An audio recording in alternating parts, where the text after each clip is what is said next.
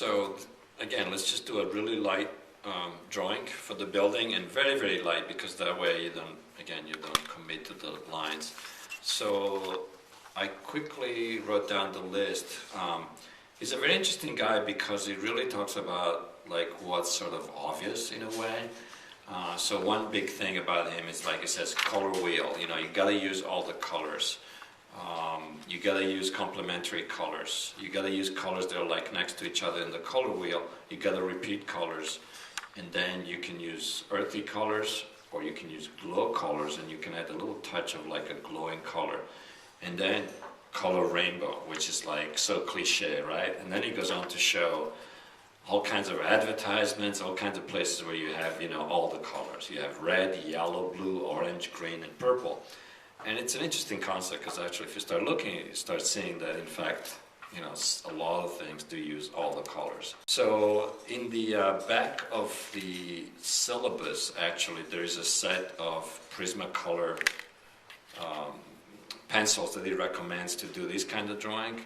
And I think in one of the handouts that I have, it's like step by step which colors one should use when in doing this type of drawing. You know, do the trees first, do the building, etc. But now I don't know exactly what that is. But this set again includes most of the primary colors and the secondary colors. And Prismacolors I think are a little better because they're a little softer. I'm not sure if I talked about this one little principle. I think I definitely talked about it monochromatically for when we were doing shading on the cubes and spheres, where I said don't do zigzags and don't do also, you know, solids like that, right? But instead do strokes. And when we do strokes, it's a good idea to leave white in between them, because if we do a second color that overlaps, we get kind of like a lot of benefits. It's hard to see there, but you'll see it in the video, and that is that where the colors overlap, you get a little bit of that, you know, in this case green, where the blue overlaps the yellow. But by leaving white, now the yellow is going to have its own color. So you're going to have parts of yellow and parts of blue. So that green, which is the, let me just write it down here, yellow plus blue equals green. So this green part happens in the overlap area, but it really happens in a way much better in the, you know, in our own perception of the color, which is more like what happens in the eye, right, psychologically. So that when you do that overlap, you get both things, and it's a very nice crisp mark. It's very clean, deliberate, and fast. That was the little principle about, you know, fading your colors kind of towards the bottom. Of course, fading, you know, your colors with different strokes, you know, towards the outside. That was the little principle again there, you know, creating that contrast of sky and the ground. The ground is dark, the sky is light, so the building in that sense should be dark and lighter at the bottom. Again, different type of strokes for the tree. And actually this does apply to your garden drawing. That is, try not to, you know, it's hard if you do a solid and then you want to fade it. Well, how are you going to fade that, right? Unless it's maybe with markers. So the trick, once again, is to go, you know, maybe with strokes and fade it like that.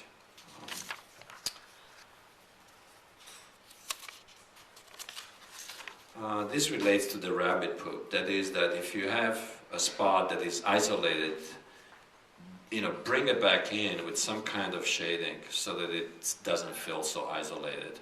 It's a good trick also if you make a mistake and you put something, you know, in a drawing that's like, he had a little example of a building and, you know, he was doing sky, and then all of a sudden he did, oh Jesus, what the heck is that? You know, it's like, now you're stuck with that. Well, you just put like a couple of little flag things, and yeah, that is cool. So anyway, there's always a way to fix things, but he had also very interesting thoughts about presentation, you know, like make the frame really big and the drawing really small, and that will be, you know, really important because the frame is so big. Whatever you do though, don't go to the edge. That really kind of kills the drawing because it doesn't have any air to breathe, right? Not too much contrast or too little contrast, right? So maybe this is like 2 to 1, the proportion. Okay, I could go on here, but let's try starting the drawing. So at this point, of course, yeah, if you want to make that building kind of a red, you know, if it's brick, why not, right? I like to start with the trees. And start with the lightest because then you can go on top. So again, I'm just going to do like really, really simple strokes. Okay, it's almost like filling in, like it's almost like a coloring book. But again, it's going to take shape as we move forward.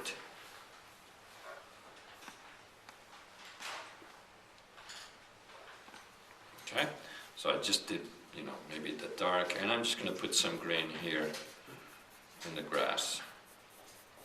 It's almost like laying down sort of your base colors, right? So fade out a little bit. If you can, keep your strokes, you know, as single strokes, but of course when it gets like big right here, you probably want to have to break them up a little bit. So now I'm just going to do maybe another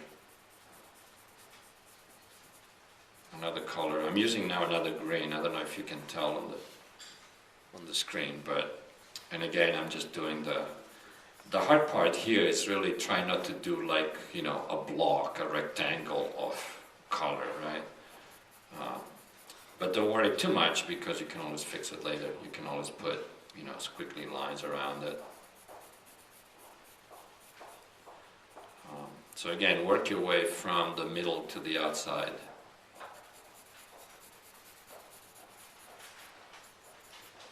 And of course this drawing is like so basic, right, with the building, but if you have your own drawing, you know, it can be much more varied in terms of the shapes that are there. Okay, I'm just going to use, we can always go back in with black and darker colors later. So now I'm just going to give it, oh, that's a bad color, just give it a little bit of edge here. And again, try not to, you know, lift your pencil quite often because then it forces you to start in a different spot. And I'm not doing Wendy's very well. Okay, that's a little better.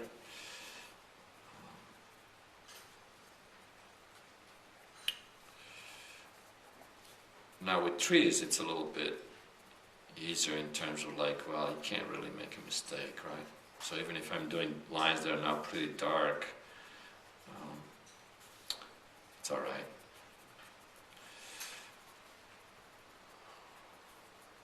Okay.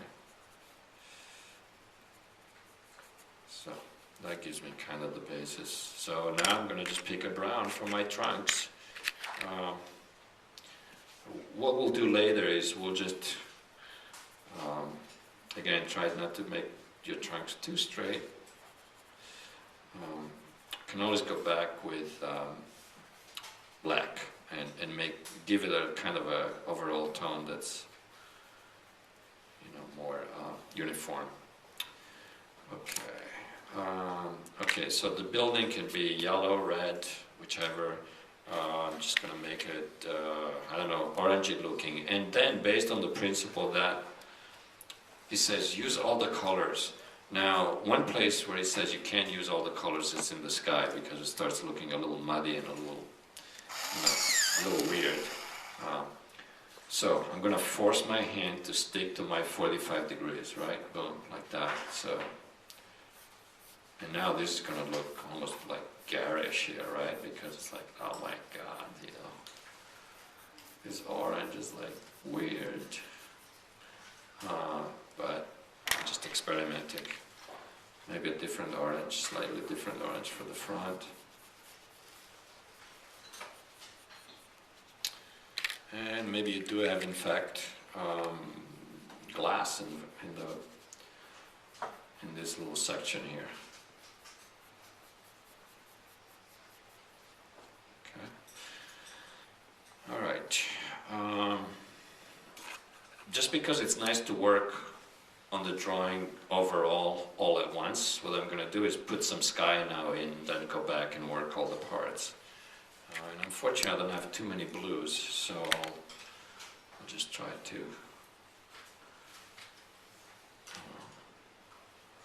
work with what I have. Yeah, just keep your hand moving, you know, don't commit, just kind of, and then start filling in a little bit. Also, you don't have to fill in whatever clouds or the counterform of the clouds you're doing, because that might be too much. So, and at this point, all these strokes you can see are almost like out of proportion, but it's interesting. It doesn't matter. Okay, maybe a little bit more here, because what I want to do is maybe stick the sun behind here somewhere later.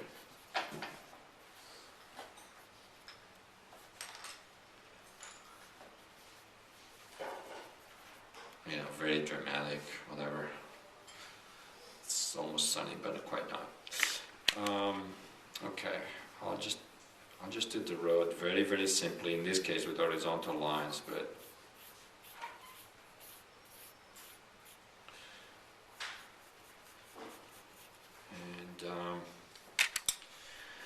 so the principle that it says is like, okay, use all the colors. So the idea would be that in the green, now you start putting all the other colors. So I'm just going to do just that. So I'm going to take a brown or a red, and I'm going to start sticking some red in there. You know, maybe not too much, but why not?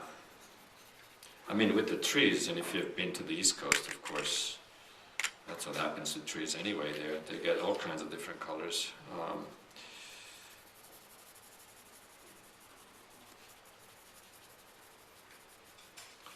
So again, it's counterintuitive, but let's try it, right? Let's see, I've used green, red, what else can I use? Maybe blue. Oh yeah, blue, of course, in grass, that's very important, as in bluegrass, of course. So,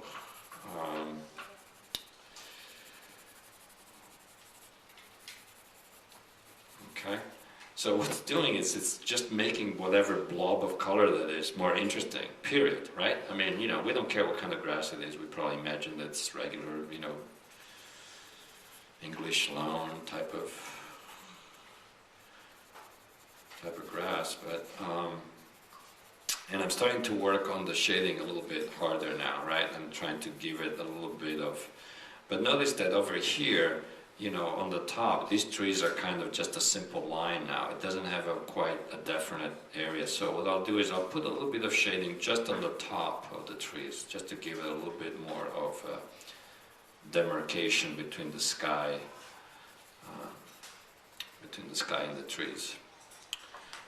And that starts looking kind of interesting.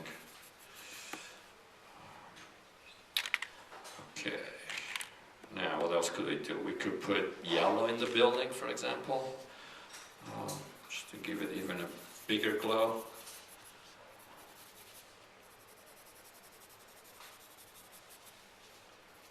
Maybe a little bit even in the front here. There is a set of drawings done exactly in this style, but with markers. Okay, that's a separate PDF, or it's together, but you can follow it if you wanted to try it with markers, and I'll show you the or before and after done with markers too. Okay, the sky is a little bit, unfortunately, like I said, I don't have too many blues, so I'm just going to stick to that one. You could almost apply this principle of light dark, on, you know, shadow on the bottom and lighter on the top to the clouds or to the sky themselves here. So that's exactly what I'm doing. You know, for some reason it works, right? It's like, it looks interesting to do it that way. Okay, I'm almost ready to do some darker lines, but my grass here is still a little kind of dead. So I need to make it pop a little bit. So I'm going to put some more brown, And I'm going to do the same with the tree here to give it a little more.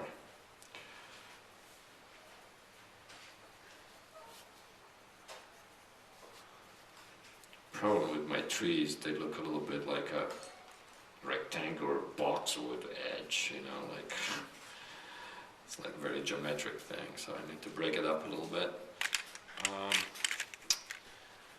Okay, I think I'm going to do, because in the interest of time, I'm going to start doing some darker lines, and I'm just going to use black, okay?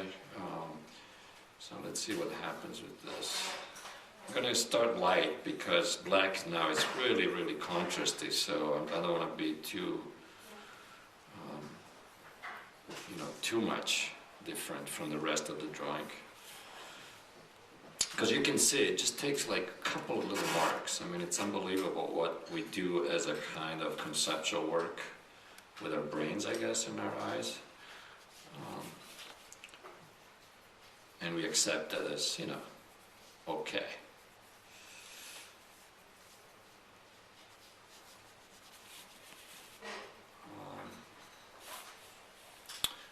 One thing you can do is with an eraser, you could erase a little sliver of a reflection with a little masking with a couple of sheets of paper like that.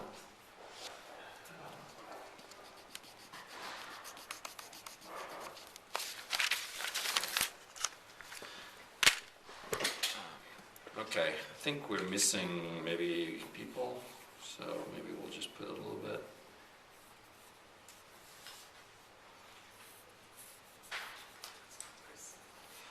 Yeah, my people are a little funky. And now I'm just going to add a little bit of outline to my trees here too. Just again, give it a little. And so you're always moving in, right? In this case, the fading goes towards the middle, and you try not to fill it in, of course. You try to really. And I mean, we're almost done, really. So maybe my trees too need a little more. And you can use the black even like this as a kind of, oops, someone over the person a little bit. Maybe there is a little patch of water here somewhere. Ooh, there you go. Ducks, but that's a little hard to draw. And now really it's a matter of like fading out and getting the right color.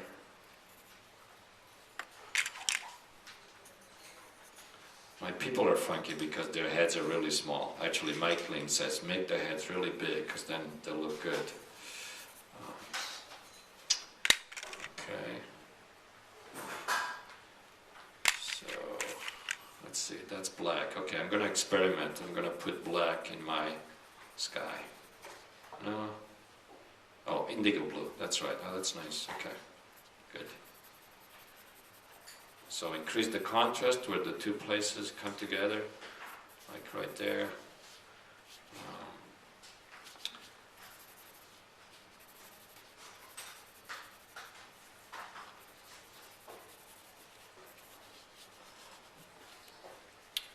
Maybe a little more. Yeah, I feel like it's still a little light here. Maybe it just needs to have a little more. There. So what's nice with this process is you can sort of go back and add.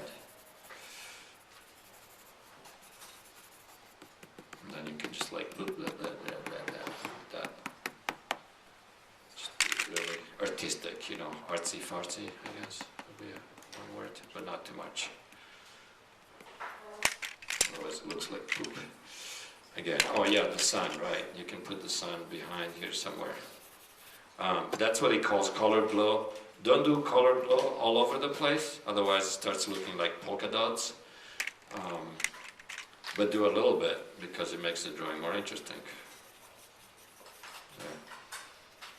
And even the trees could have a little bit of colored glow, like this little changing of the leaves.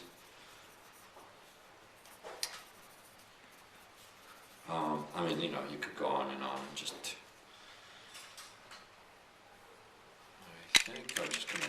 that because I quickly want to show you the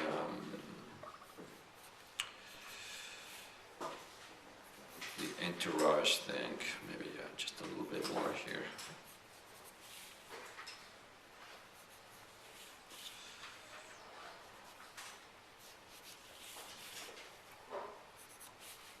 Yeah, and I think speed is nice because speed gives the drawing a nice, just kind of fresh, you know, look.